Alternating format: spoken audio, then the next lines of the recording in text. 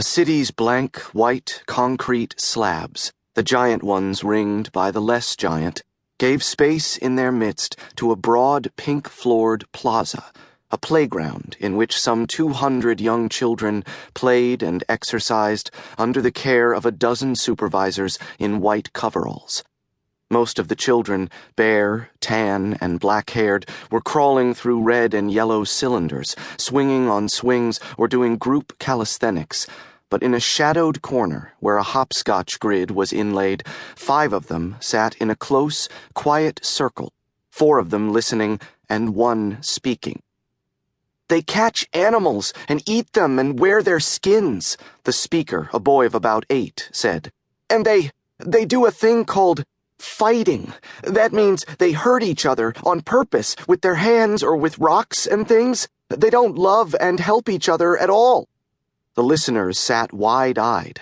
A girl younger than the boy said, "But you can't take off your bracelet. It's impossible." She pulled at her own bracelet with one finger to show how safely strong the links were. "You can if you've got the right tools," the boy said. "It's taken off on your link day, isn't it?" "Only for a second." "But it's taken off, isn't it?" "Where do they live?" another girl asked. "On mountaintops," the boy said, "in deep caves, in all kinds of places where we can't find them." The first girl said, "They must be sick." "Of course they are," the boy said, laughing. "That's what incurable means, sick. That's why they're called incurables, because they're very, very sick." The youngest child, a boy of about 6, said, "Don't they get their treatments?"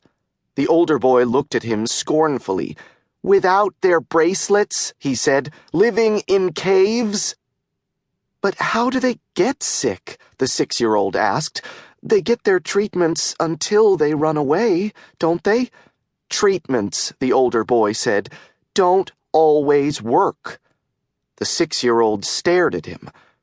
"They do," he said. "No, they don't." "My goodness," a supervisor said, coming to the group with volleyballs tucked one under each arm.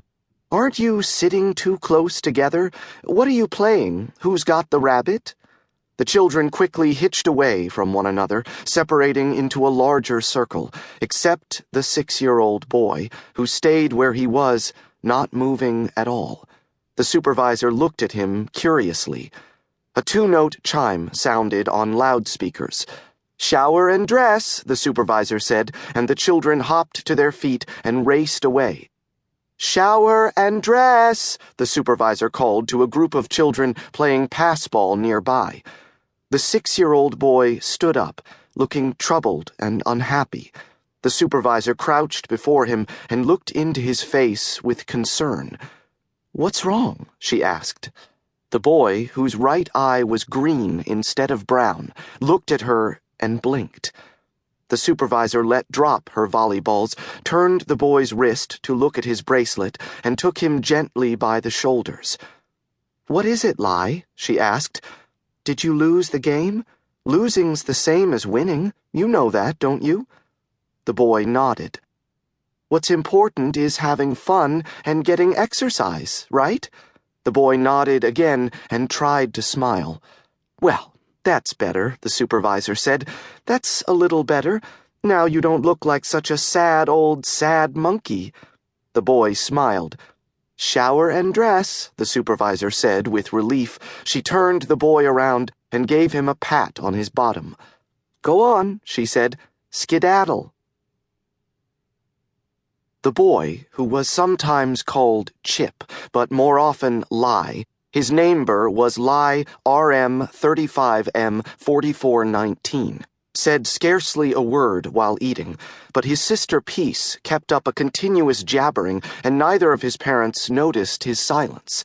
It wasn't until all 4 had seated themselves in the TV chairs that his mother took a good look at him and said, "Are you feeling all right, Chip?" "Yes, I feel fine," he said. His mother turned to his father and said, "He hasn't said a word all evening."